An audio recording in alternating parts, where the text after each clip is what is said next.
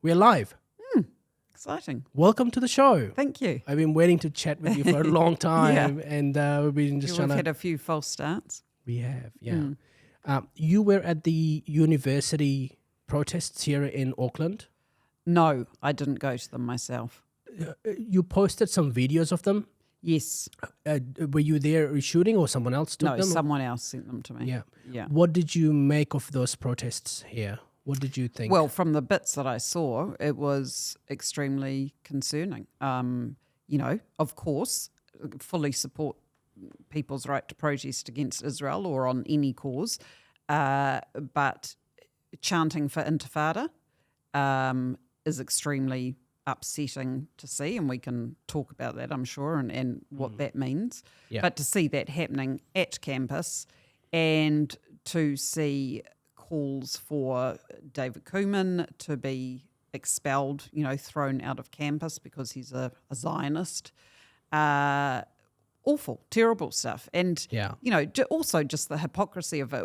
We get, there's all these accusations of, you can't criticise Israel and, we've got no freedom of speech. Well, they're standing there criticising Israel and doing much more, and also calling for an academic to be thrown out of university because of his views.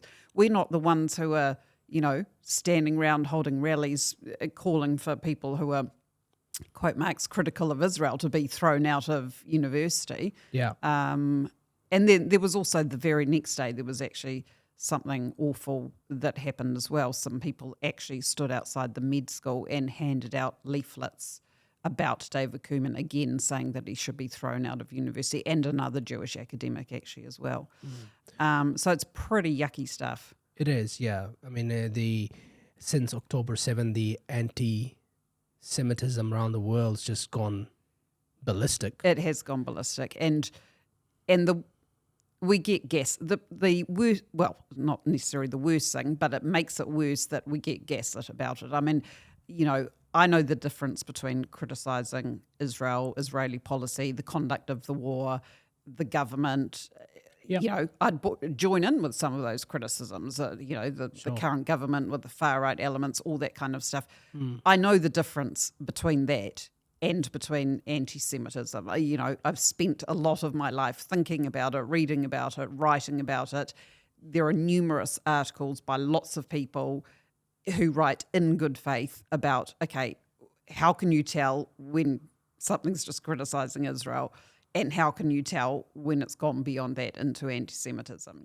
What are some of the tests? What are some of the signs of it? All that kind of stuff. So, to say that when people say, it's just they're just trying to smear people as anti-Semites to suppress criticism of Israel, that in itself is actually, you could say, an anti-Semitic accusation, because, it's saying Jewish people do not act in good faith when they talk about anti-Semitism because they're doing it for some kind of ulterior purpose, which is to suppress criticism of Israel, which is really dumb. I mean, Israel itself, Israelis are the most critical of their own country of anyone. There's been all those protests. Yeah. You go to Israel within 5 minutes. I mean, you hop in a taxi and the taxi driver will immediately say who they voted for in the last election and get into a discussion about politics. It's a highly political country and riven with criticism. I mean, just like any country to an extent, any democracy, but probably more so. It has gone, anti-Semitism has gone through the roof, and we are talking about something that has gone well beyond criticism of Israel. What do you think the impacts of that are to Jewish people in New Zealand? Or Well, I think people are feeling very afraid and worried, but also quite resolute. And it's quite interesting because you do see a lot of people who maybe just have a little bit of Jewish heritage, or, I don't know, one grandparent or whatever. Perhaps they've never really identified as Jewish or openly identified as Jewish. But I get lots of messages from people now saying, for the first time, I'm actually, I'm out there, I'm wearing a Star of David, I'm doing this, I'm doing that. So it does cause a reaction from some people that's not going into hiding. It's the opposite. It's like, here I am, I'm proud, I'm going to do what I need to do to sort of help out and fight this. But in terms of some of the actual kind of practical implications, well, here's an example. So we have a festival called Hanukkah at the end of the year. It's around Christmas time, but it changes according to the lunar calendar. Yeah. It's Festival of Lights, it's called sometimes. Normally, we have it in a park somewhere, like an open kind of public celebration. Members of the public, anyone can join in. Where, there might be stalls and selling Israeli food and whatever. Last year, that couldn't happen for security reasons. So it was in our community centre in Auckland behind closed gates and a lot of security. So that's just one example. It's kind of, you're getting moved out of public life. There's a lot of people who feel, who've been targeted, their livelihoods have been targeted, their businesses have been targeted because of their supposedly because of their views, or just because they're identified as being a Zionist, which maybe we can talk about that too and what that actually means. But so there's a lot of people. I just talked before about David Kuman as an example. I've had all sorts of threats. Obviously, I'm in quite a public role, but I get threats via email. I've had one on my phone. I've had sort of indirect threats. The various community centres and the Holocaust Centre and stuff, they get threats all the time emailed to them. Pretty horrible stuff. I mean, all sorts of awful stuff. It's manifested itself in all sorts of ways. Yeah, all of that stuff's just horrible. Anti-Semitism. And it's just, I mean, any group of people, any race subjected to that kind of stuff is just unacceptable. Yeah. And it's astonishing that the media doesn't talk about these things at all. Yeah. There's been a tiny little bit, not much of it. The issue is that, well, in my view, I think we all know what far-right anti-Semitism looks like, right? I mean, we all know about the Holocaust and white supremacy. Obviously, we've had a horrendous act of white supremacy here with the mosque attacks, although some people would, say it wasn't white supremacy and call it something else, but I think it was pretty clear to me it was. So people know what that looks like. But there seems to be this unwillingness to accept that anti-Semitism is probably, I would say now, almost endemic in the far left. Not just the left, but the far left. And we talk about this, this horseshoe theory that if the far left and the far right basically meet up. Certainly when it comes to anti-Semitism.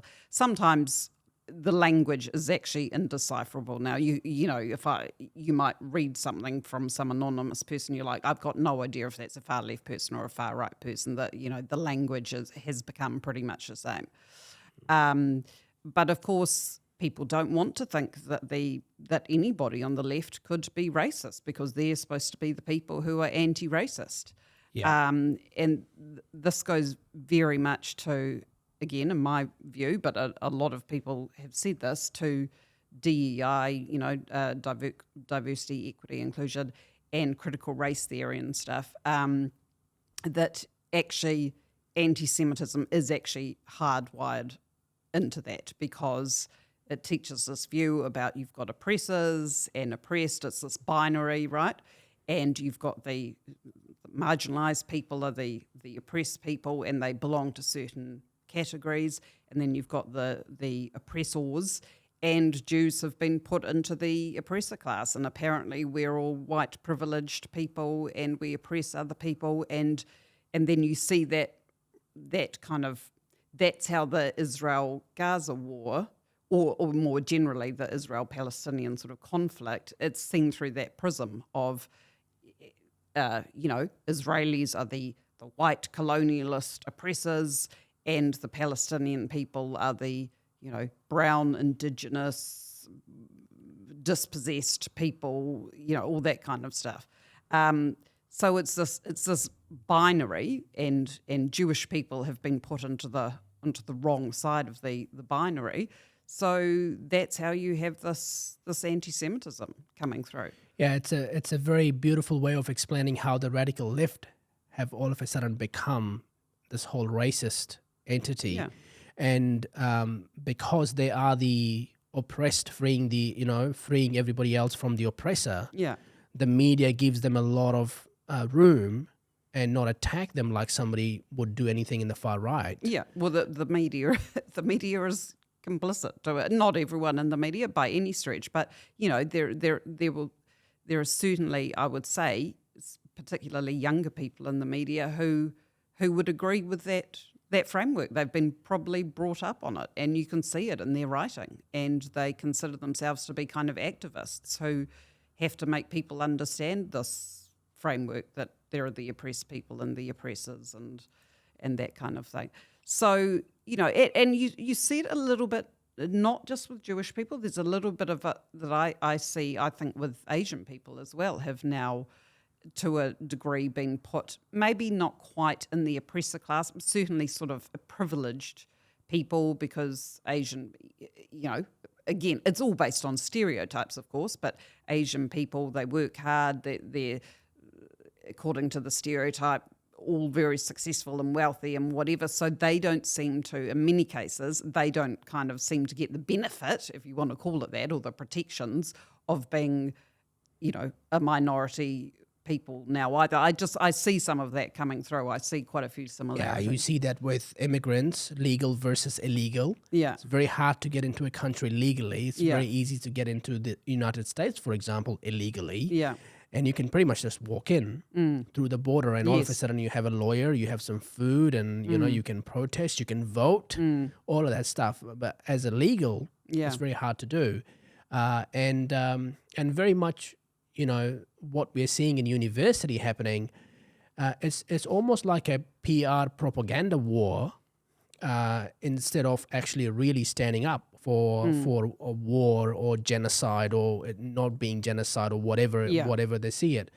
And I'm very curious as to how Hamas has been so successful from a PR perspective to kind of really, get into all these movements around the world in the Western countries, and how universities have picked this up in so many ways. So going back to the protests in the universities, what are they chanting, and can you explain a little bit more about that? What is a Zionist? Let's break it down and understand that. Yeah. Okay, so what is a Zionist? A Zionist is simply a person who believes in the Jewish people's right to self-determination in their ancestral homeland. That's the simplest definition, being Israel. Now, it is... I know there's a lot of people who like to say it's not true, but we have thousands of years of history in the Holy Land, Israel, whatever you want to call it, Judea, as it was originally called. We consider ourselves an indigenous people. We've got all the hallmarks of indigeneity. We lived there thousands of years ago. We were forced out through successive occupations, but there was always a small presence in the land. But we were, most of us were kind of dispersed throughout the world. I mean, we're going back to, Babylonian times and Roman times, etc. But there's always been this connection to the land. It's not all of us are religious by any stretch, but it's certainly Jerusalem and Zion, as it's also called, that's throughout all our prayers. We pray towards Jerusalem. We've done that for thousands of years.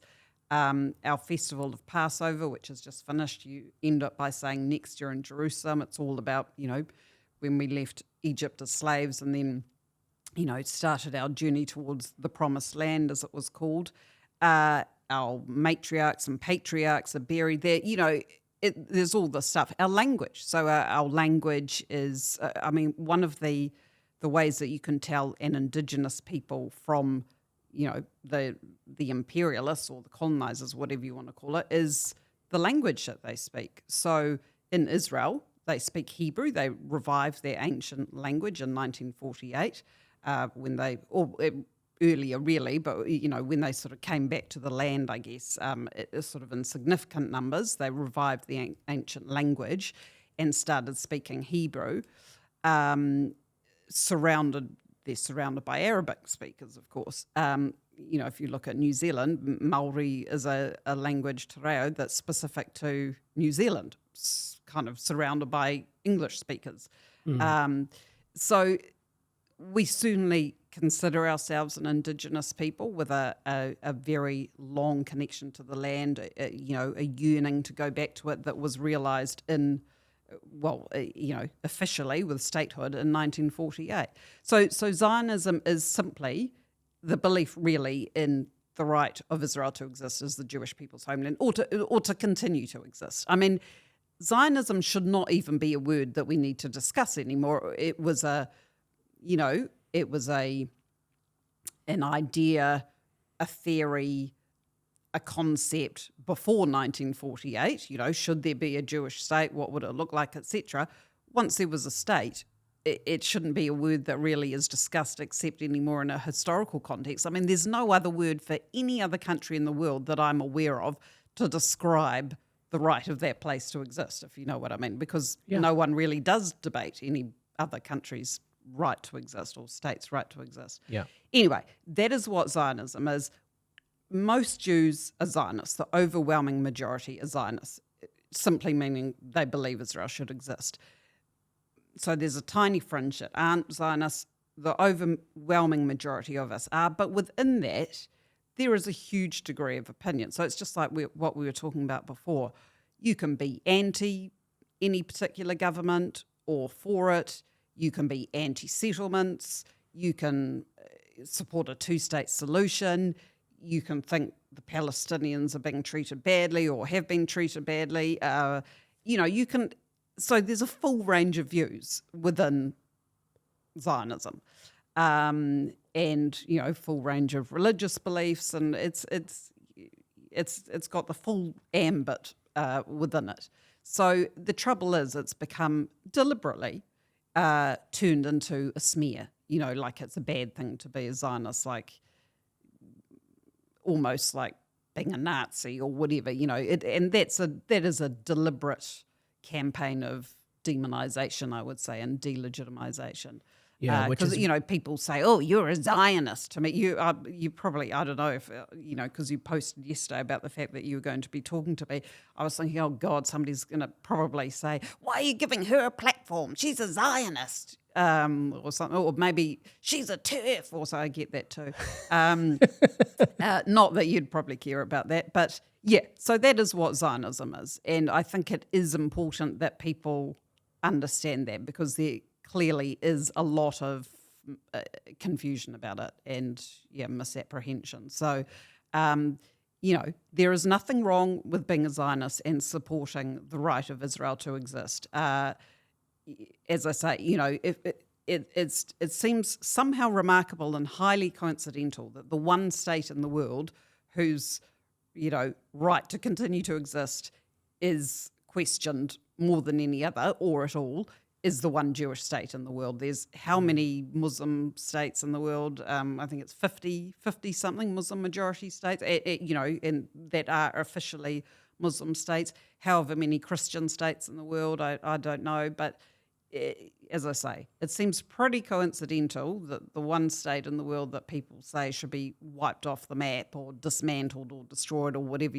language you want to use is the tiny Jewish one. And it is tiny. It's like a 1/12 the size of New Zealand or something. And it's got about 9 million people. Where do you think that sort of originated from? I mean, even you go back, past, Hitler's hate towards Jews. Where do you think that sort of kind of... The anti-Semitism itself, or just in respect of Israel in particular? Yeah, anti-Semitism. Well, it's thousands of years old. It evolves and it morphs over time. So around the time of Jesus, I guess there was a lot of it, I guess originally it had theological origins. So, the Jews were the kind of the rebels, the people who refused to accept Christ as the Messiah, because, Christianity evolved out of Judaism, of course. Jesus was a Jew. The Jews, the Jewish people who remained Jewish said, we don't acknowledge him as the Messiah, whereas Christian people, or people who became Christian, did acknowledge him as the Messiah basis. So that's kind of how that split off really happened between Judaism and Christianity. So there was, it's kind of theological in origin, but then it's kind of morphed over time. So Rabbi, I don't know if you've heard of the late Lord Rabbi Sachs in England. He was the chief rabbi of the Commonwealth, an amazing man, not just as a rabbi, as a philosopher, a theologian, just a great thinker actually. But he's one of his speeches I've gone back to a lot of times. He sort of talks about the way that he talks about anti-Semitism as being a mutating virus, so it changes form over time, it kind of shapeshifts. So it started off as like a having this kind of theological basis or religious basis during medieval times and stuff. Then it became when religion kind of, after the Enlightenment, so when religion wasn't really like the kind of organising, governing force in society, or I guess you'd say in kind of the Western world, in Europe and stuff, then it became a race-based thing, obviously the most obvious example being during the Holocaust. So because science was then kind of like the most important for, Enlightenment, science, whatever, so it became this sort of race science thing. That's what the Nazis were all about, of course, that the Jews were, an impure race and they were, polluting the Aryan race and that kind of thing. And now and this is still, according to Rabbi Sachs, now really human rights have become the sort of, the highest ideal in society in a way, And so the Jews, via their state, are now the kind of apparently the chief sinners, I guess, against human rights. So it's now become, via their Jewish state, that, again, they're the kind of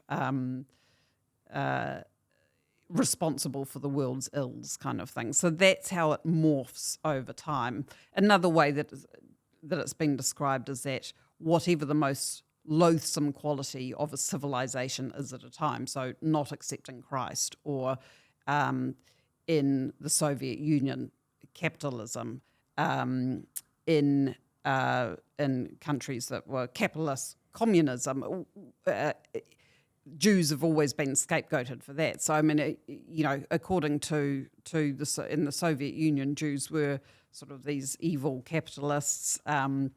It's all that stuff. It's all that scapegoating, whatever the kind of the worst thing that you could imagine in a particular society is, it's the Jew that kind of symbolises that. Does that make sense? Yeah, it does. That's fascinating. So coming back to it, just sort of the demonization campaign against Israel. And again, I'm emphasising, I'm not saying Israel is perfect by any stretch. There's a lot to criticise about it. But the misinformation and smear campaign about it, and about Zionism in particular and what that means and stands for, the origins of that are actually from the Soviet Union under Stalin. So we see exactly the same language coming through from there. Zionism is racism, all that kind of stuff. That came from the Soviet Union. That was a very deliberate campaign under Stalin.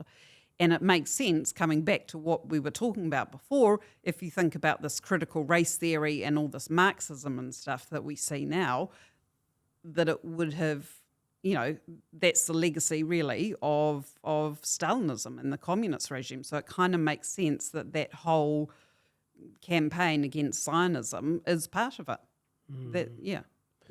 Why do you think the misinformation against the Jews, Israel, and is successful for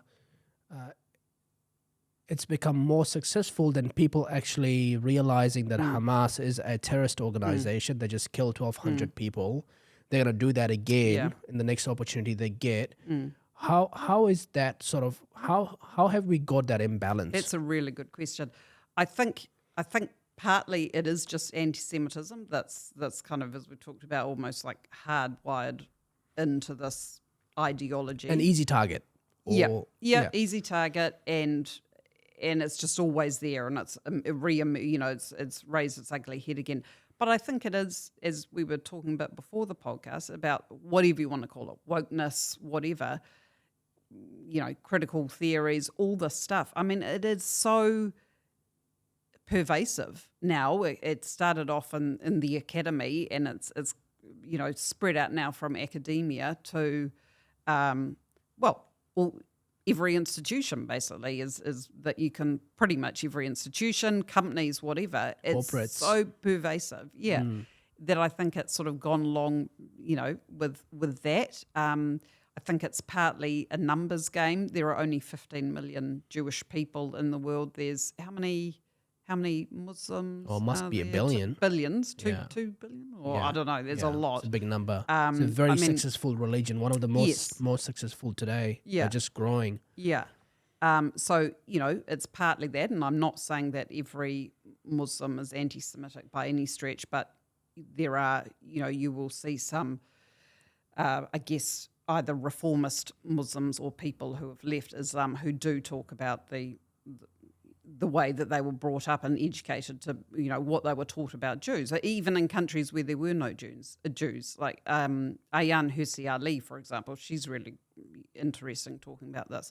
So people that grew up in countries without Jews, but the Jews were the demon, basically. They were just told that they were these, almost like these people with these kind of, supernatural powers. So there's some of that. And also, frankly, Israel in particular has done a terrible job of, if you want to call it PR, explaining itself. It's just done a terrible job. And perhaps Jewish people as well. I think maybe we have not done a great job of talking about who we are either, because I think there's sort of a bit of a tendency with Jewish people, or certainly with past generations, to just kind of want to put your head down and go about your business and hope nobody notices you. You just want to be left alone and think, well, if I just go about my business and don't make a fuss, then no one will notice me or bother me or whatever. Well, it hasn't turned out that way, has it? No. So you have to kind of counter speech with more speech. Exactly. Yeah. And social media is, of course, a big thing as well. Yeah. That's there are many issues with social media, but it's certainly put a lot of that stuff into overdrive. Again, it's a numbers game. I think there's a lot of bots. We know the way that the algorithms work and push you down certain rabbit holes, all that stuff. So there's a lot going on, I think. And I think the countries that the Jews live in also contribute to that problem. Like you talked about how, was it Hanukkah? Yes, Hanukkah, yeah. Hanukkah. That had to be a private function last year, whereas I think the New Zealand government should say, no, we're not going to allow that. You can be out in the public, and then you can go about your business, because that's a violation of your civil rights as a citizen. You can go and do that. That's essentially what's going on with the universities. Columbia University, the students are revoking access to Jewish kids to get into their classrooms, that sort of stuff, right? Yeah. So I think the countries contribute to that part of the problem. I'm very curious to Israel's attempt to sort of, PR management to this, and the politics in Israel and what's going on in there, and I guess we can start from their retaliation efforts. Was it over the board, or was it the right thing? You do something, you don't do something. They're both very ugly outcomes. But, then, obviously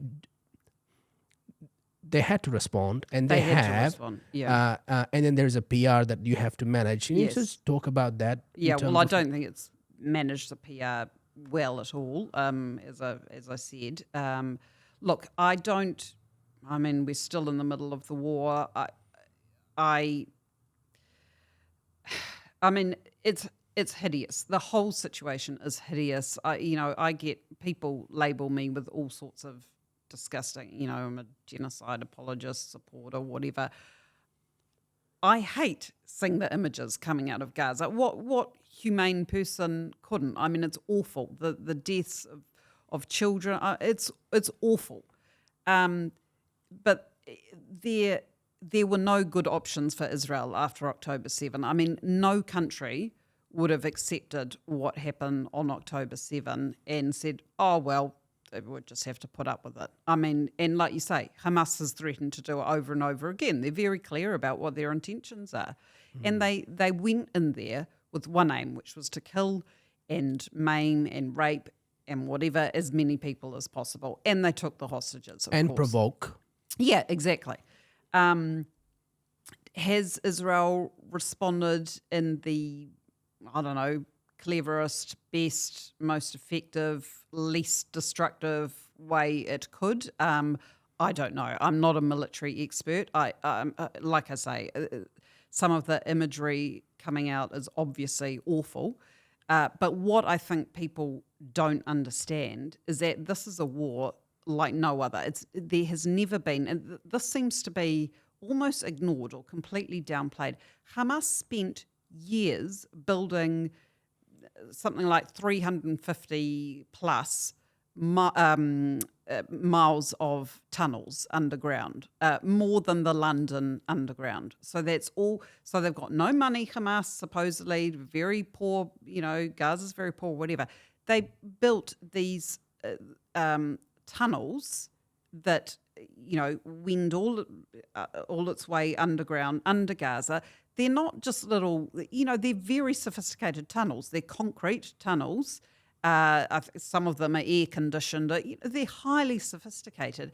And they built them with the specific objective to fight from those tunnels. That's all it was for. It's not for the people to be, protected in. They built those tunnels for Hamas and I guess other terrorist groups to fight from, and they've left all the people up top. It literally as human shields.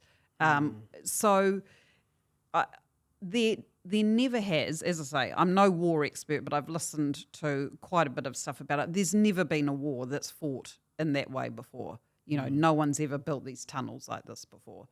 And that really does change the whole equation. If Israel hadn't done anything after October 7, their perspective, Israelis' perspective, and this is actually quite across the board, that it's an existential war, that Hamas cannot be left in power, or certainly not as it is now. There was this view before October 7, probably quite naive, delusional, whatever, that Hamas could sort of might moderate itself over time. There was stuff that Israel was trying to do to alleviate conditions there, giving more work permits for Gazans to come in every day into Israel to work.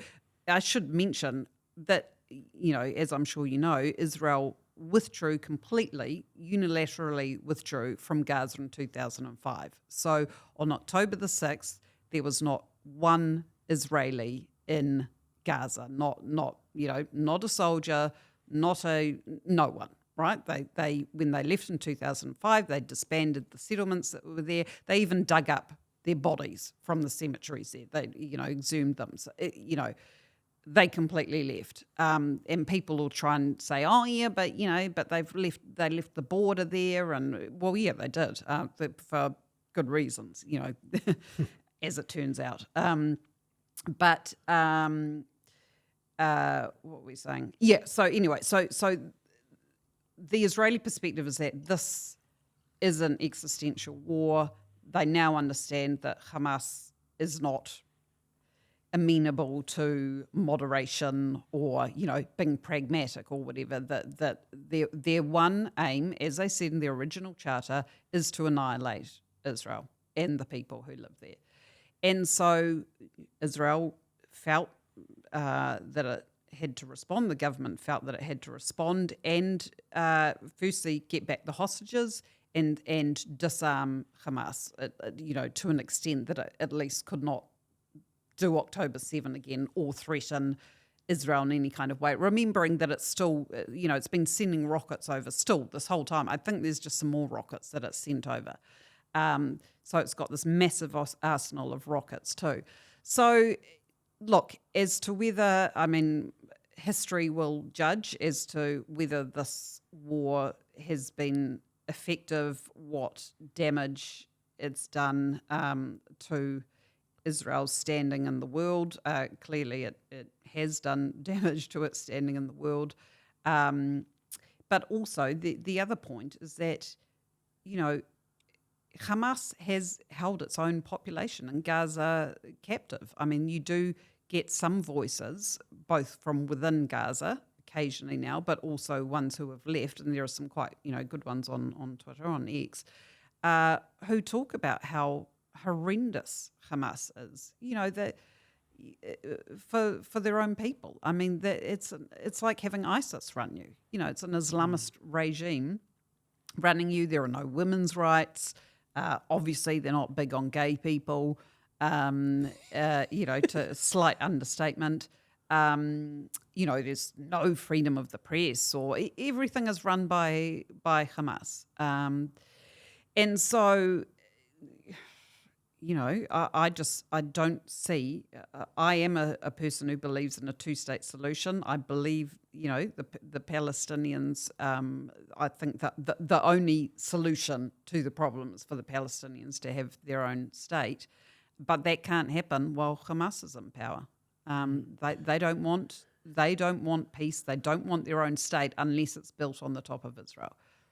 Yeah, I think that two-state solution has the issues around getting that in place has been around for way long before Hamas has come along.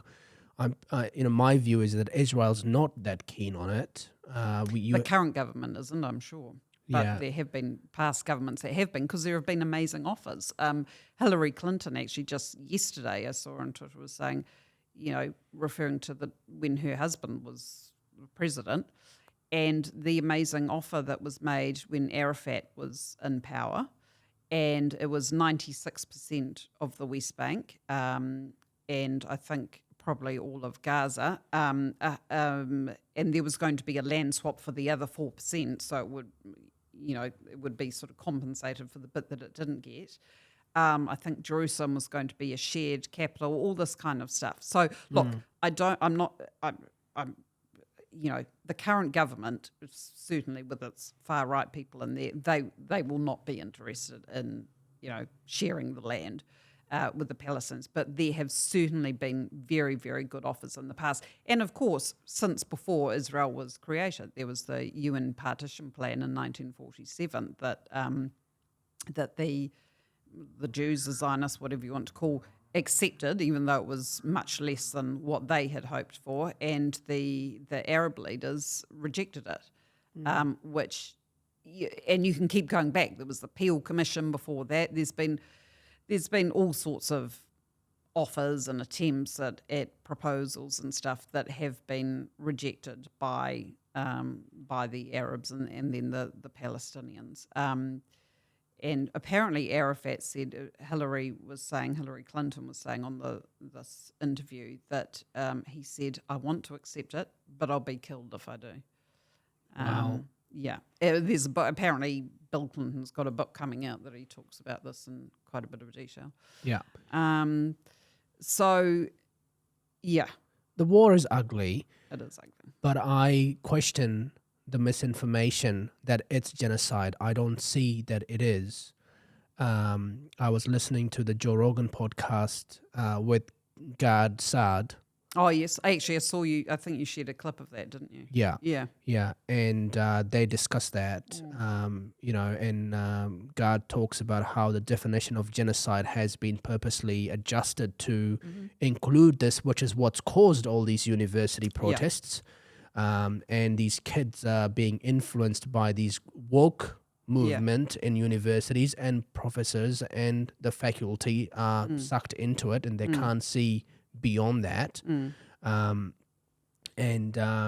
numbers in terms of the ratio for civilians killed in this ugly war and the Hamas soldiers, it's 1-to-1 or 1-to-1.5. Yeah, I mean, it's not, and I will say, because I get myself in trouble if I don't, every civilian death is tragic and awful. I'm not the one who's cheering about or justifying, saying, yeah, let's kill civilians. Like, isn't it? Like people have said about October 7, well, it was justified by all means necessary, all the kind of stuff that we'll talk about those chants, I'm sure. But I'm not the one who's crowing about civilian deaths. I think it's awful. But like you say, civilians die in wars. They always have. It's like some people have just woken up now to the fact that wars are ugly and civilians die in them. It's like some people have just cottoned on to that fact. I think about what would have happened if people had phones and social media in Dresden or, Hiroshima or, wars are terrible, which is why we don't want them to start in the first place. And Israel didn't, I know people say, didn't start on October 7th. Well, actually it did, because there was a ceasefire on October 6th. I mean, yes, it's a long-running conflict. There's, but this particular war started on October 7 with this massive barrage of rockets, and then all the Hamas people and other people infiltrating, by air and land and stuff, and possibly by sea. If you look at the problem with the numbers, firstly, Hamas puts them out, the Ministry of Health, which is Hamas, as we talked about. Everything is Hamas in Gaza.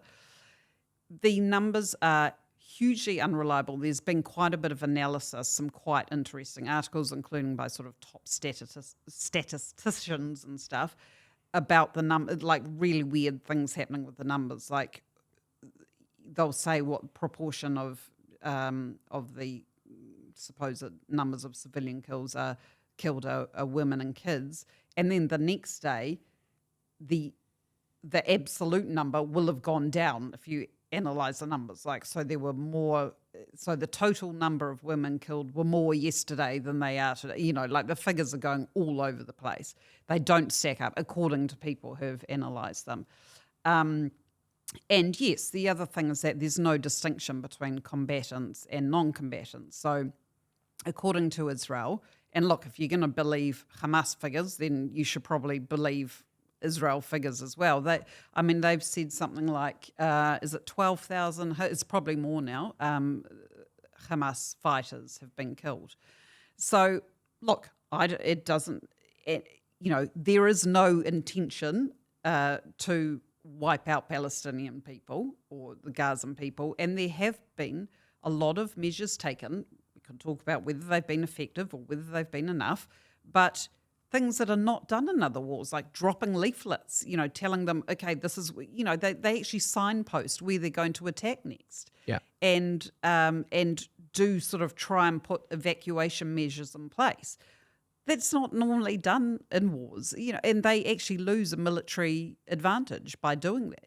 So none of that does meet the definition of genocide. And it's right, people change the definition, like they've changed the definition of apartheid.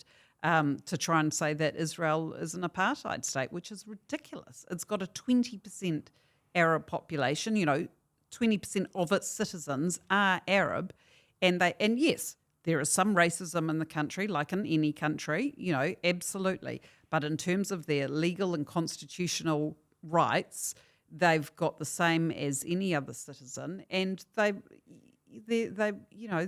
in Parliament, they're judges in court, they're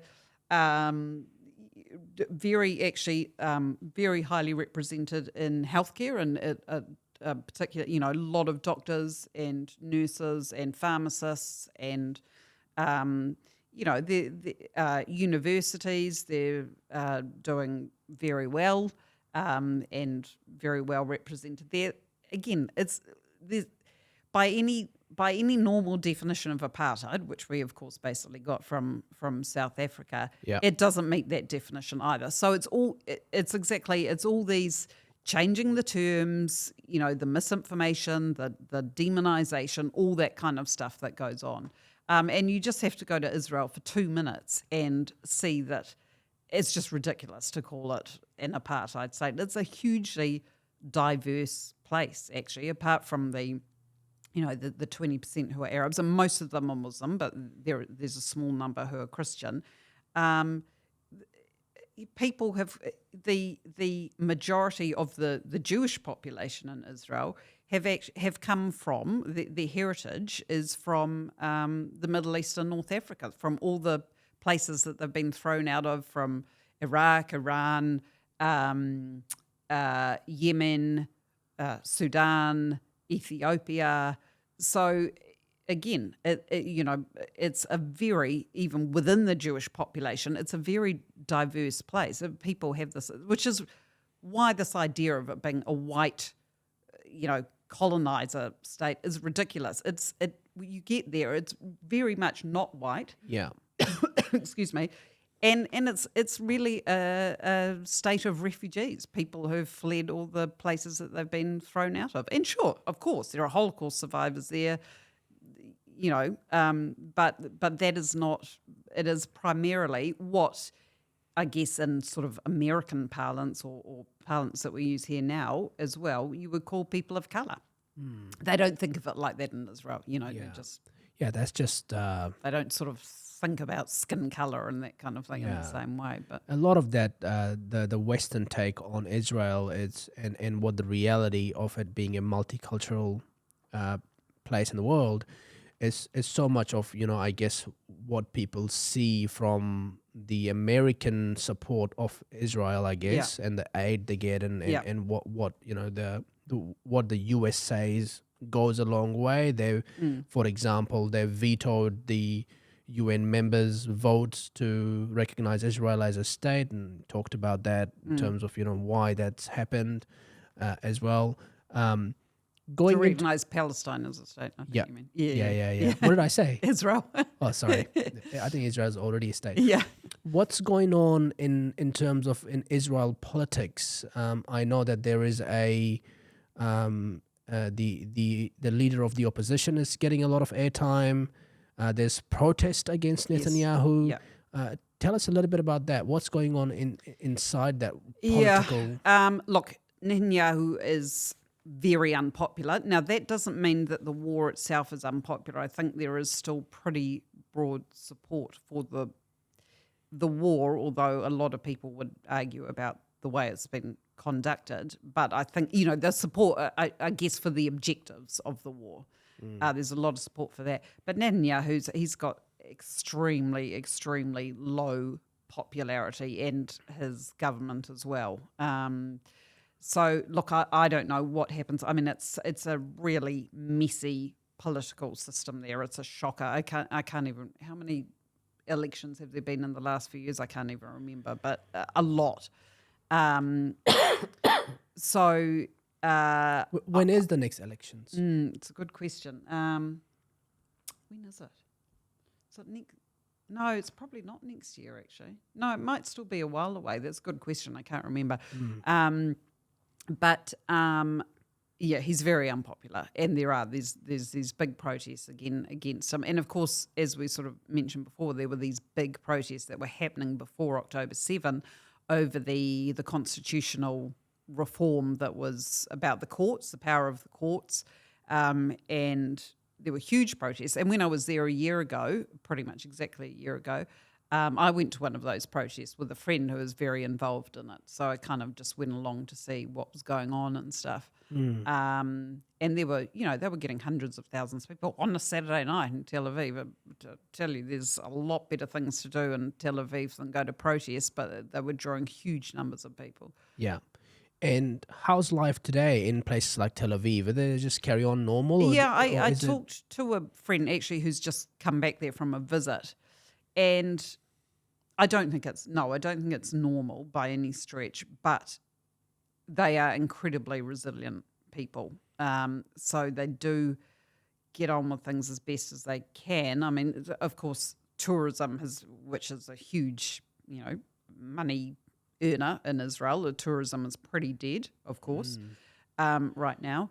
And a lot of people have been over since October 7, younger people with businesses and whatever, they've all, of course, been called away to fight, been called up. So it's been very hard in terms of running businesses. There have been people who've been sort of just going to pick fruit and stuff because the fruit pickers aren't there, or, all this kind of just the running of a country. Yeah. The other thing that we haven't talked about, of course, is so the south and the Gaza envelope has been pretty much emptied out because of the war, but also up north on the Lebanese border, it's been pummeled by Hezbollah as well in South Lebanon. So that has been, there are hundreds of thousands of displaced people within Israel who just literally, the places that they live in are uninhabitable at the moment. So they have moved into Tel Aviv. A lot of them are being put up in hotels, and I guess the hotels that would normally have tourists.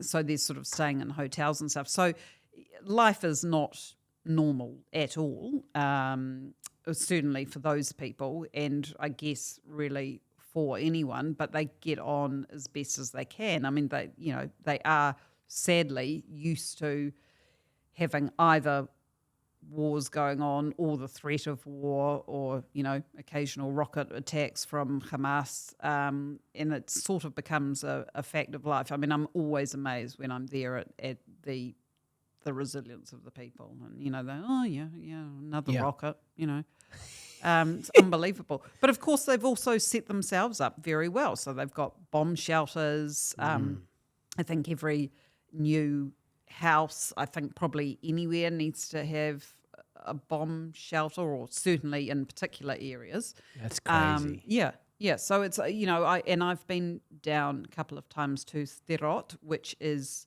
right on the border with Gaza. It's the main sort of town there. You can stand there and look over into Gaza, and so they bear the brunt of the rocket attacks, and they were. They were infiltrated by Hamas on October 7. And like you go to a playground there, and bomb shelters actually built into the playground, so it looks like this cool snake kind of thing, or worm, whatever it's supposed to be. I don't know, probably a snake, but it's actually a bomb shelter. And it's, if you live in Sderot, you've got, I think it's something like 7 seconds from when the siren goes to get into a bomb shelter. And that's a fact of life for them. So it's we just can't. Certainly in New Zealand, where we don't share a border with any other country, let alone one, or a state, or a statelet, or whatever you want to call it. Certainly, we don't share borders at all, but not with people who actually want to wipe you off the face of the map. So it's very hard for us to understand in New Zealand what life is like in Israel. Yeah. How many Jews live in New Zealand? Oh, very small. Around about 10,000. Okay. Yeah. So we're tiny population. Yeah, because you're involved in some non-charity, or what is it that you're involved with? You just met Winston Peters. Oh yes, so that's the Jewish Council. Okay. So we're kind of like we are the representative organisation of the Jewish community, and here we are. I'm going to qualify myself now because as I said, there are a few anti-Zionist Jews, a small fringe of them, and they'll pipe up and go, "You're not the representative organisation."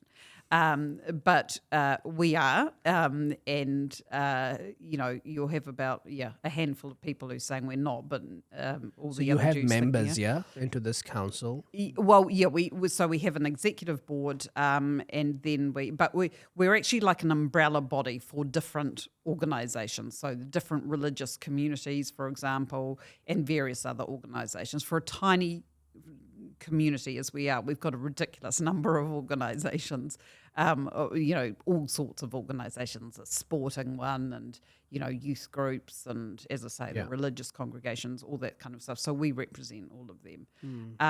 So yes, I'm actually the president of that and sort of a spokesperson. So yeah, quite involved in I don't know, doing stuff in the media when they want to hear from me. Meeting occasionally with government representatives and stuff. Yeah. How was your meeting with Winston? Oh, it was. I probably shouldn't go into detail about it, but it was good. It was really good. It was a good discussion. He understands the issues that we're facing. He's seen what's going on around the world, of course, on the US campuses and stuff. He's pretty aware of what's going on. That's great. The going into, I think just to wrap up on that, the war and what's going on and in Gaza, I was listening to Coleman Hughes. Oh, yes. Yeah, and he's great. Yeah, he is. And he was talking about one of the, the position that you mentioned that, there can't be a two-state solution because Hamas has to go first. And he was saying that the Netanyahu wants to get rid of Hamas and then give Gaza to crime syndicate families that run Gaza. Right. What is the outcome here? Like, do you think, once the war is over and let's say Hamas is out of the way, or they may never get out of the way, who knows? This war may go on for a good few years. Oh, God. I hope not. It needs to be wrapped up one way or another. I mean, anyway, obviously, again, because war's terrible. Yes, so sort of like giving it to the tribes to run the different tribal groups or whatever. Is that? Yeah. Look, I don't know. I mean, and that's one big criticism again of him and his war cabinet or whatever is, well, what actually is the exit strategy here? Yeah. I mean, there's been discussion about whether the UAE and, I don't know, Saudi Arabia or whatever would go in and run it, but I think I saw just on a headline before UAE saying, no thanks, we don't want to be in there. And so there has to be some kind of plan. I don't, pretty sure Israel doesn't want to be in there running it. It's been there, done that in the past. I mean, again, you'll hear some people saying, oh, well, that's the ultimate plan is for Israel to go in and because they want to take it back. Pretty sure that's not the case. Yeah, I was talking about that with somebody. I don't remember whether it was on the podcast or not, but they were saying, no, if Israel did that, the Palestinian will just run over the population very quickly. Right. Let's say that you take the border out and you make Gaza and the West Bank Israel and there's one state, the population, which is growing in fivefold, the Palestinian population, they will just run over the entire country in no time. This is this whole thing about, there should be a one-state solution and that's the problem and we'll have this one-state solution and it'll be this lovely utopia where, I'm like, have you not been paying attention? I mean, so you're just having this horrendous war. There's decades, well, probably more like a century of some form of enmity, bloodshed, whatever. And so you think the solution is actually to put these people together, to live together. How's that going to work? And, it'll be this lovely democratic, liberal state. And I say, well, but what? I mean, can you give me some examples of a Muslim majority, liberal, democratic state where Jews live as equal citizens and, that there are liberal values, like we're talking about, gay rights, women can do whatever they want, that kind of thing. There's not many examples of that I can think of. So it's a lovely idea, but it's a fantasy. I mean, I just don't. I do not understand how a person looks at the history between the Israelis and the Palestinians and thinks that the perfect solution is to put them all together, to live in one place that's, that they govern somehow. It's a fantasy. It was, I guess that's kind of how things were back in the day, and before, when it was, for example, the Ottoman Empire and then became British Mandate Palestine and stuff, and a civil war erupted. I mean, it's not going to work. And unfortunately, as we talked about before, Jews have been forced out of Muslim states around the world. Baghdad used to be 25% Jewish. Wow. Yeah, and now there's none. There is, I think, there are 0 Jews in there, or maybe like 5 or something. I think there's actually 0 now. So, forgive me for being a little bit cynical about how well that can succeed as an idea. Having said that, of course, and we were talking about this again before the podcast, things are changing in the Muslim world. UAE, there's now normalisation with the UAE. That's been fantastically successful. Yeah. Abu Dhabi has this religious centre now where the 3, monotheistic. The synagogues are there, and 3,000 families live in Abu Dhabi now. Yeah. Jewish families. Yeah, and, I was there last year, absolutely loved it.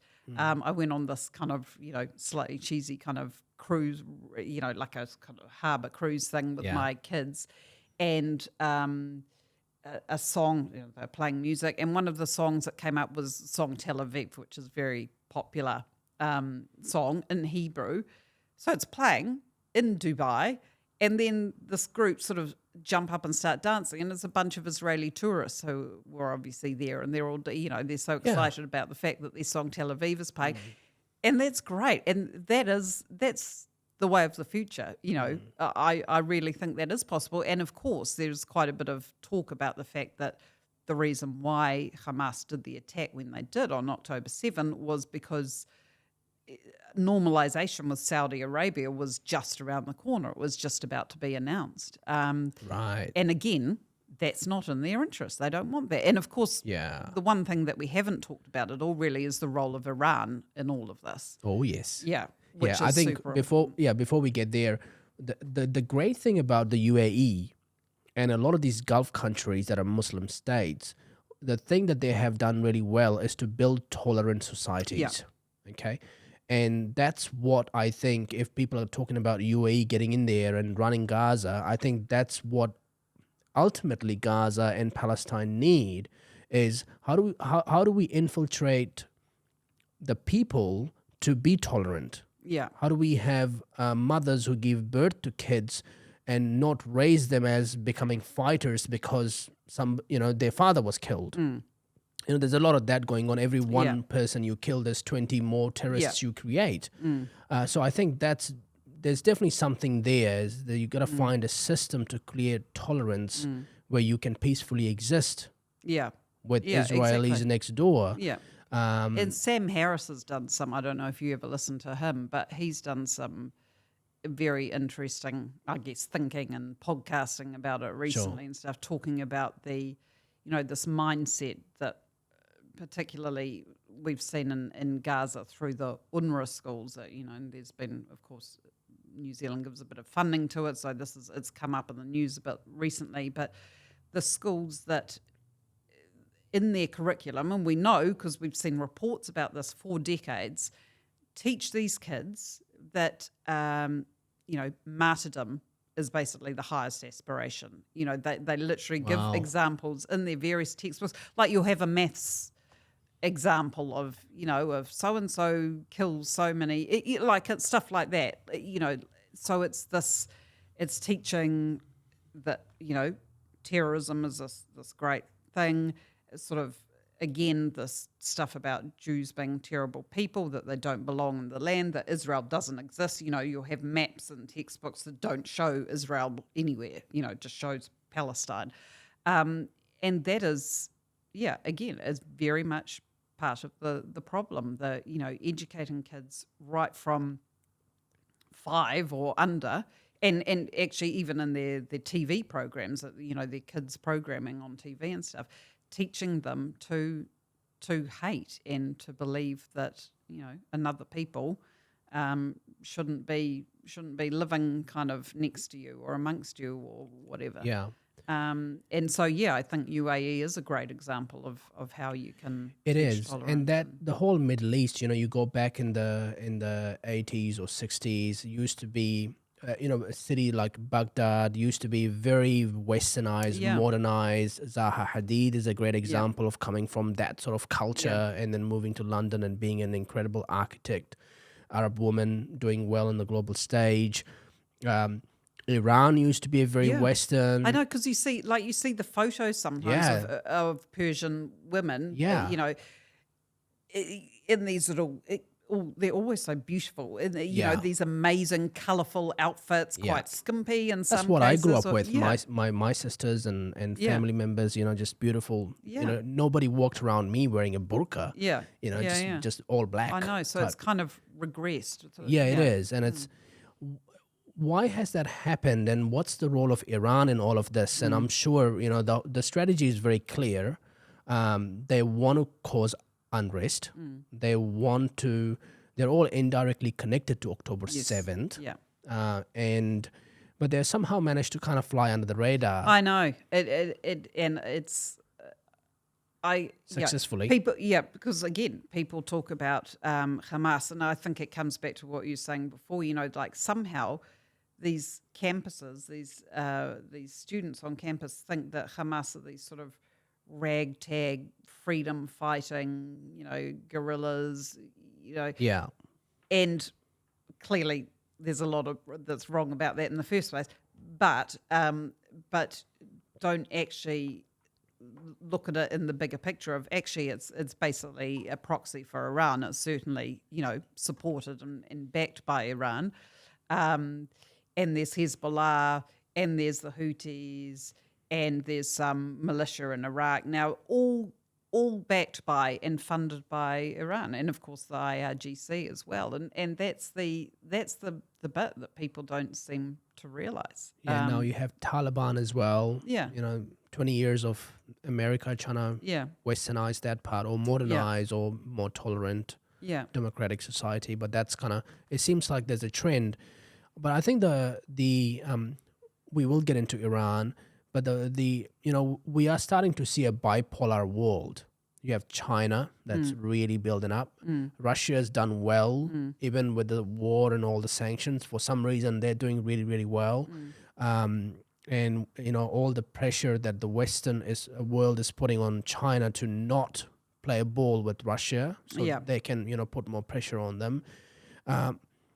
But we're not seeing the Russians and the Chinese to kind of have more influence into these countries to kind of help them be more tolerant, whether it's trade or something's gotta come in and you never hear the Chinese and the Russians having a say on this war. They never sort of say, well, maybe we have a solution. Maybe we come in and we run, Gaza, we run West Bank, or it's under our.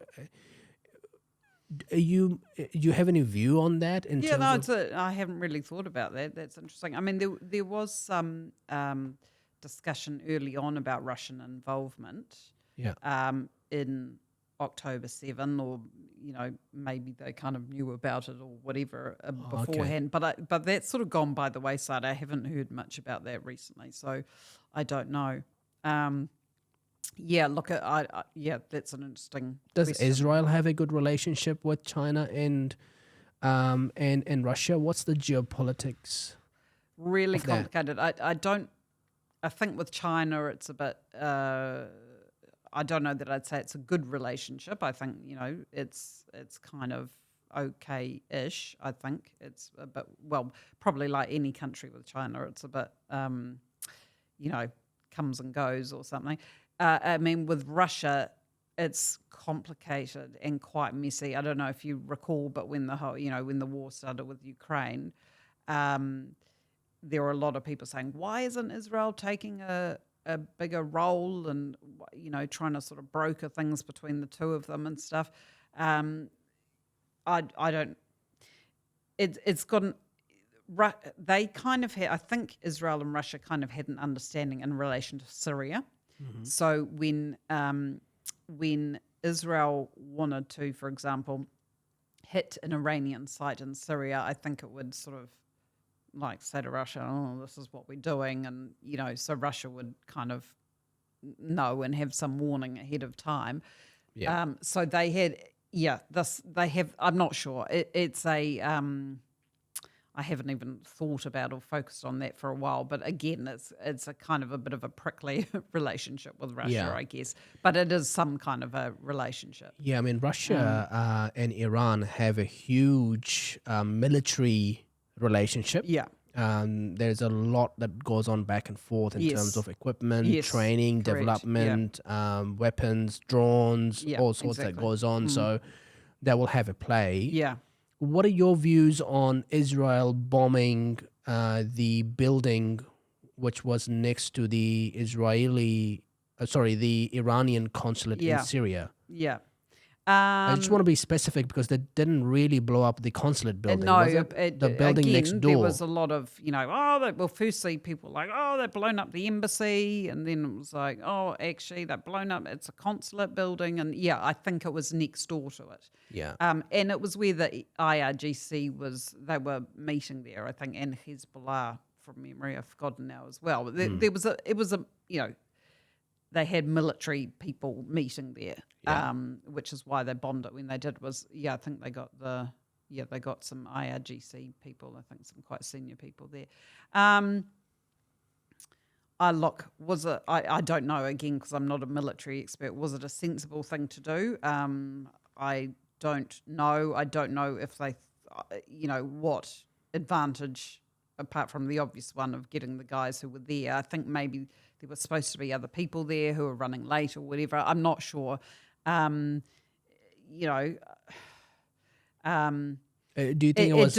I mean, we don't want things to escalate, particularly, do we, into a broader war? Put it that way. So whether that was a sensible decision by Israel, I don't know because I just not privy to all the information and stuff. But of course, Iran. I think people have forgotten that Iran then retaliated.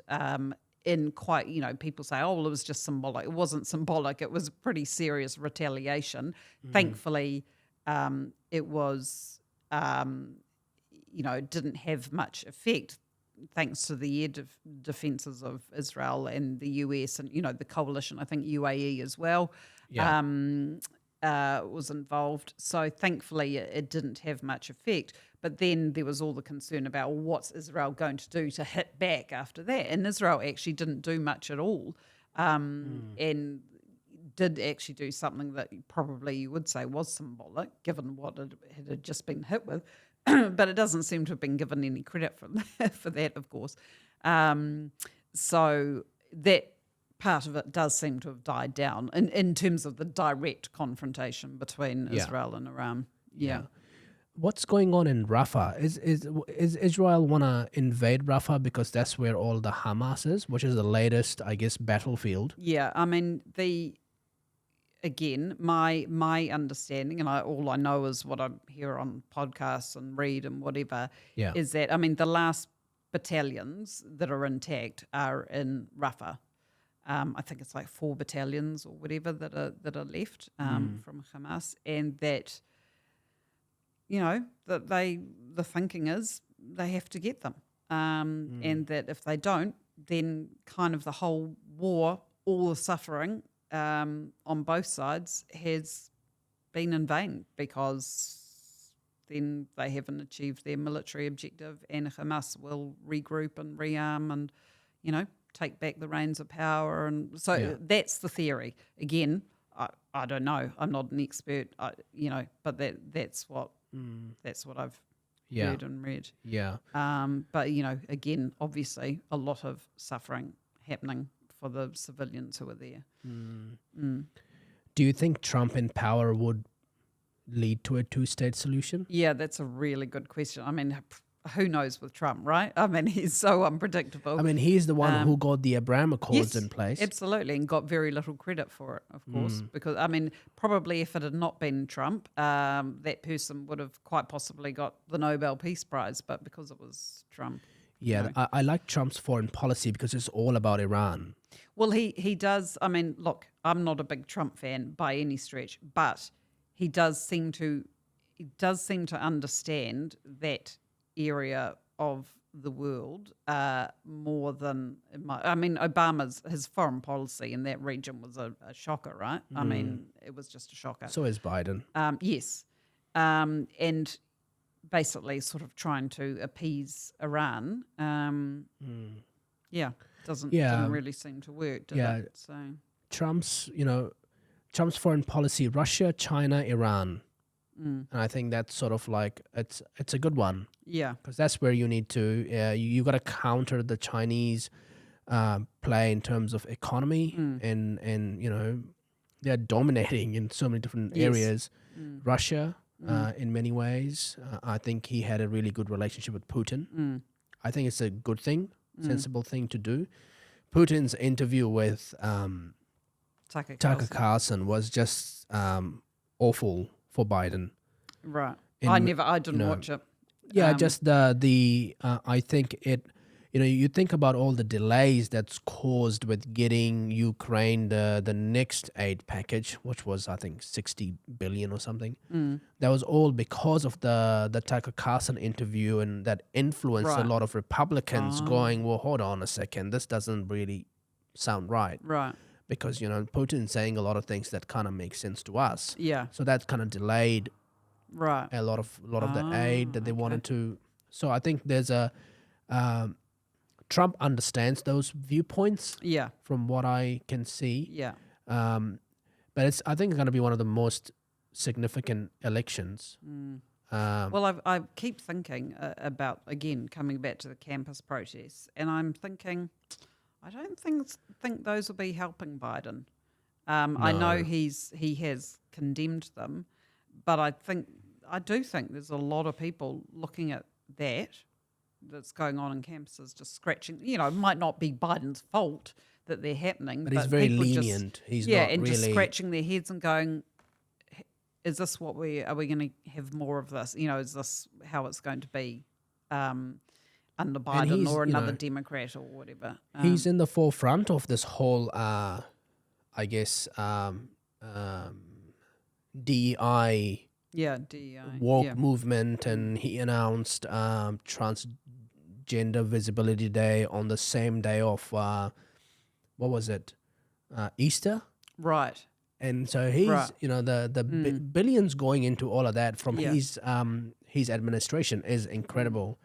So you can kind of see why they're so quiet about it. Yeah. They'll condemn it because the media is putting that pressure on, but he's not coming out and saying, "Stop it! What do you think you're doing? Go back to your go back to your class." Yeah. And the Columbia. What do you think of the Columbia University's president? Oh, well, she's been pretty pathetic, hasn't she? I mean, she's Egyptian. Oh, really? She's Egyptian. Interesting. Didn't know that. Oh, yeah, I suppose with the name, yeah. Look, I think she hasn't really shown leadership. She let it get completely out of hand, didn't she? I mean, those scenes of when they took over Heinz, as they called it, Heinz Hall, smashing glass, barricading themselves in, preventing Jewish students from getting to class or moving about the campus. Yeah, the chance of go back to Poland, Zionists out, overt support for Hamas, chanting for Intifada, all that kind of stuff it's just horrendous, and she just lost complete control she did. of it. And and I was listening just on the way here actually to a podcast with Sheryl Sandberg. She was talking a bit about some of the university protests, and there are some examples of presidents, I guess, of universities who have been very clear and said, this is our code of conduct, you know what it is, we've got the rules in place, you're not allowed to set up encampments, by all means protest, that's totally fine, but this is where the line is. Yeah. And if you cross it, we will be enforcing our code of conduct against you. And there's been no problems because they've been very clear right from day one about what the consequences are. Yeah. And, the other thing about these Columbia kids, that clip that went viral of the girl, well, actually, she wasn't a girl, I'm sorry. She's apparently 33 years old. The one talking about, we haven't had our paid meal plans delivered kind of thing, and we're going to dehydrate and starve to death, and it's a matter of humanitarian aid. I mean, I think a lot of people looked at that and just thought, oh, my God, these are the most... probably, most pampered generation ever, right? They're on an Ivy League campus. Yeah. They're an extremely fortunate generation by any sort of objective measure living in the States. They're, okay, yes, there's problems, whatever, but, like in terms of rights and privileges and all the gains that have been made over the decades and stuff in all sorts of ways. And, to have her standing there sort of complaining about the fact that they hadn't had, they weren't getting catering, basically. I think a lot of people just looked at that and went, oh, my God, the level of entitlement and narcissism actually is unbelievable. Quite aside from anything to do with Israel or anti-Semitism or whatever, I'll look at that. And I know it's not all students by any stretch, but you look at that and you think, what happened to how do these young people, did they not get parented properly? Do they not understand about consequences? They can't even engage in critical thinking and debate and stuff. You have people coming up to them saying, can I just discuss this with you? No, I'm not going to talk about it. I mean, how do you get to that point that you're supposedly smart and on a university campus or an Ivy League campus even more so, and you can't even defend your ideas or I'm like, how do we get to this point? It's frightening. Yeah. I mean, there was a post going viral on X of all the different countries, Arab countries that fund these universities. Yes, Qatar's I think number right one. It's 3 billion or something that goes in there, and so there is a lot of special interest groups that eventually get weaved into it. Yeah, and that gets just become the new reality. Yeah. I watched a video that was filmed by Vicegrad 24. It's a media organization on X. They were filming a guest professor that was, I think, at Columbia University, and he was doing a talk on social science. I think that seems to be the penetration point. Yeah. In universities. Yeah, the humanities. Yeah, the humanities. And he was talking about how to protest and what the movement looks like and how do we take the whole propaganda and turn it into, encampments and this and that. Right, so it was all very orchestrated. It is, and you can tell that it's a very organic. Sophisticated, it's not organic, it's a very sophisticated movement, and there are people behind the movement. And so once a lot of funding. A lot of funding. And so once you figure it out, you realize that it's actually not anything to do with a war. It's a propaganda machine. Yeah. And it's enabled by governments. State have to step in and take charge because the federal government wouldn't. In Florida, if you did that, if you're a overseas student, you're gonna have your visa cancelled and sent out back home and expelled from university if you're a citizen. So you have different states actually very strict because they know that this is not an organic thing because it's gone way beyond. You're violating civil rights of people, Jewish people, and that's not acceptable. Yeah, and the thing that's been so upsetting coming back to here, one of the things, is that you've now got this letter going around from staff at Auckland University of Auckland, some academics and some other staff, saying, because I thought I actually did think Vice-Chancellor Freshwater at Auckland did quite a good job. I think she did show some leadership in saying you can't have an encampment, basically. You can protest by all means, that's totally fine, but we don't want you having an encampment. And that seemed to me to be pretty reasonable approach, I thought. But of course now there's a bunch of the usual suspects who've signed an open letter at the university saying she should support encampments, that the president should, that the Vice-Chancellor should actually fully support having an encampment there. Yeah. And now a bunch of academics and students, I think, at the University of Otago have sort of thrown their weight in behind it as well and supported that. Not one acknowledgement in that letter of actually what has been happening in the States to Jewish students, for example, and the assaults and the vandalism and all that kind of stuff. Not one thing. They talk about them as peaceful encampments. Like if I was going to be writing that letter, I'd be saying something like, we acknowledge your concerns and that these things have been happening in the States, but, that's not going to happen here for these reasons, or, there'll be measures in place. So they've just completely ignored it. Like, and I think your role as the president of the council becomes so crucial that you have to constantly counter those letters. You have to speak about it. You have to do more media. Yeah. You have to write letters to your members, constantly just infiltrating. Yeah. Because the only way you can fight it is by doing more speech and more media and more information that you are spreading across your members and the 10,000. Part of the problem is that, coming back to the media, some media just don't want to hear it. I mean, we'll put out a press release and they don't want to report it. Yeah.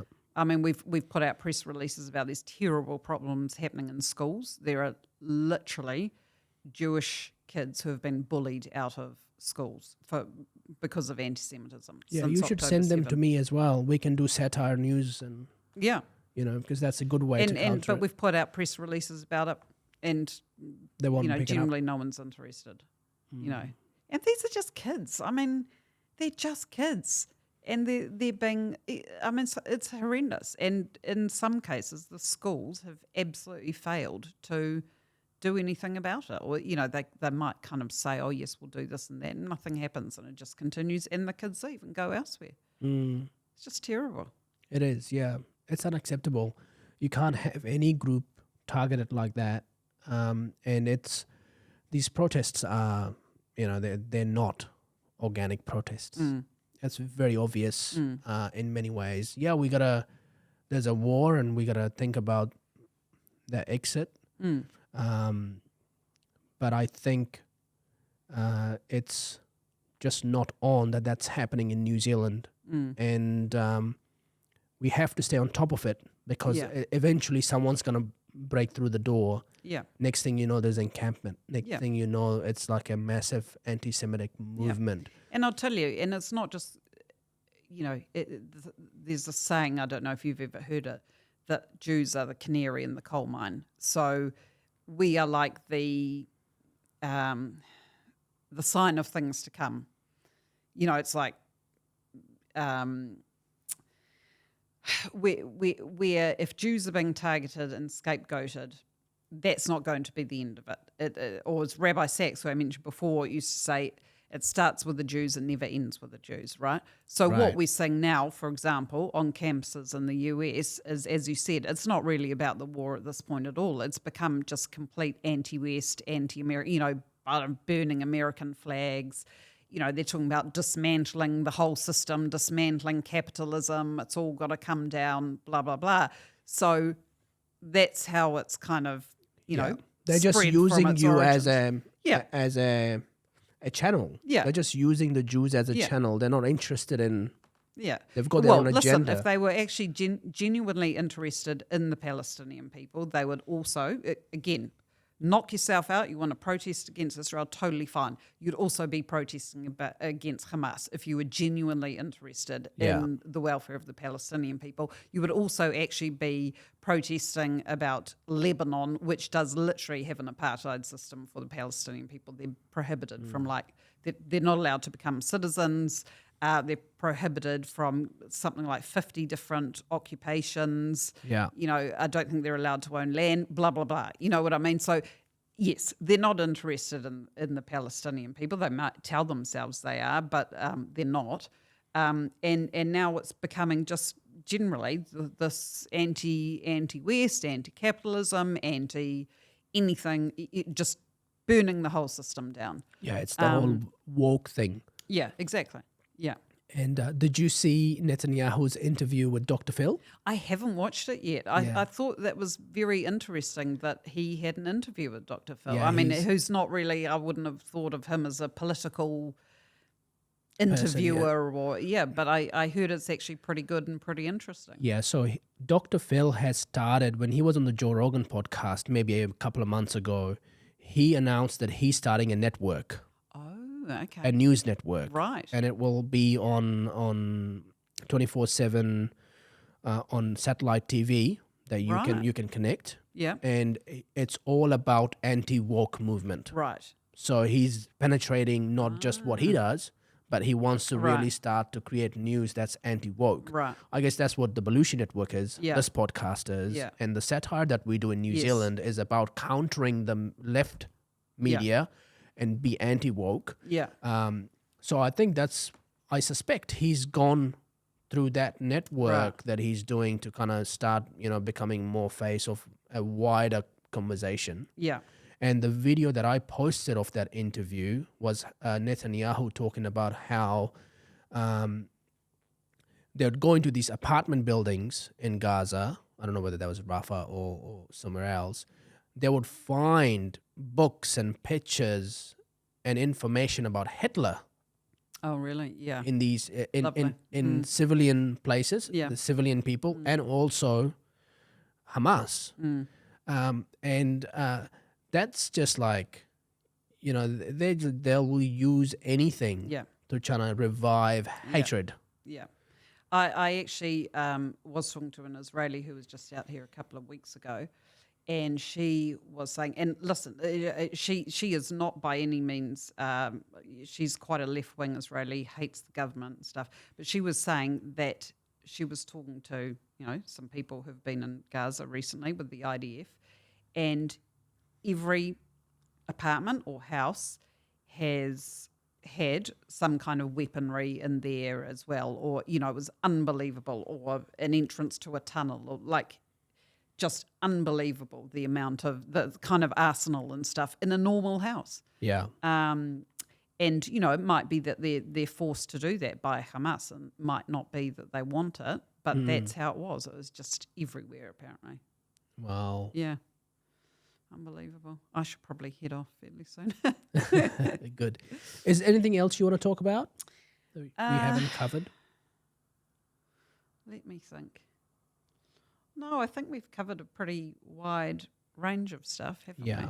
What's next happening with the council and the Jewish people, in New Zealand? Anything exciting? Any opportunity to try and get people together and make sure everyone's out again and, I really love the thing that you said, that I guess this is also an opportunity for Jewish people to kind of not be in the hiding, yes, but celebrate and normalize, because that's the only way you can fight this. That's right, and I think normalizing that's a good word as well. That we do just need to people to understand our story, who we are, and our I guess our place in society in New Zealand and elsewhere, and like we talked about, what Zionism means to us and what Israel means to us. No, nothing in particular planned. I mean, we just sort of keep battling away, I guess. I really appreciate, having this opportunity to just talk about things a bit more in depth, actually. Yeah, anytime. And, explain explain, I guess. I guess, the one thing that we haven't talked about, and it's hard to talk about, but I have had Maori friends talk about it with me as well, is that there does seem to be, particularly in some younger generations of Maori, who have really, again, bought into this idea of Jews being kind of, and Israel being white colonizers, and of course, for obvious reasons, they're very opposed to colonization and colonizers, but seem to have kind of accepted this idea that Hamas is, and October 7 was a great act of decolonization. And that really worries me for our place in New Zealand. I mean, Jews here in New Zealand, we have been here for a long time. We have contributed in a lot of ways, I don't know, business-wise, philanthropically, culturally, all sorts of ways. And I've had, personally, I've always lived here. I've had a great life here. I've been really lucky. I didn't have anti-Semitism growing up. And so we have to fight really hard to keep it that way, to make sure that, well, firstly, that Jews will continue to feel safe and welcome here and have the kind of life that we have had, and that we can continue to contribute and, be proud of this country. But just more generally as well, that it's a place that, like we talked about, that we're not going to. And it seems a bit contradictory because we've been talking about all the fact that I'm Jewish, and obviously that's been a big focus. But, that we don't divide ourselves up into little tribal groups according to colour and race and ethnicity and religion and whatever, and that we continue to have this, this great country that judges everybody by their kind of, as Martin Luther King said, the content of their character. Yeah. And so I think it does come back again to that kind of that wokeness and the framework through which you look at people and society and stuff. And I think we've got a lot of work to do to I guess to make sure that as a country and all the individuals in it can kind of achieve their potential and have great opportunities and be the great place that we know it can be. Yeah, and there's place for both. Growing up in the Emirates, we have over 150 nationalities. Yeah. There were Indian councils, and they celebrated their culture. It was a place for celebration and enjoying that. And I think there's always place for that. Absolutely. To enjoy your Jewishness, enjoy your culture, enjoy your food, enjoy your festival. Assimilation by any stretch, but just that we don't judge, but that we're not divided up into these little sort of but silos. that's what DEI is doing. Correct. It's a big problem there, and that kind of infiltrates into Jewish people, Muslim people, and we have the recruitment industry is awful in New Zealand, for example. It is. It's terrible. You're judged by your name on a CV. Right. You're judged by it's terrible, and they admit it too. Right. But I think there's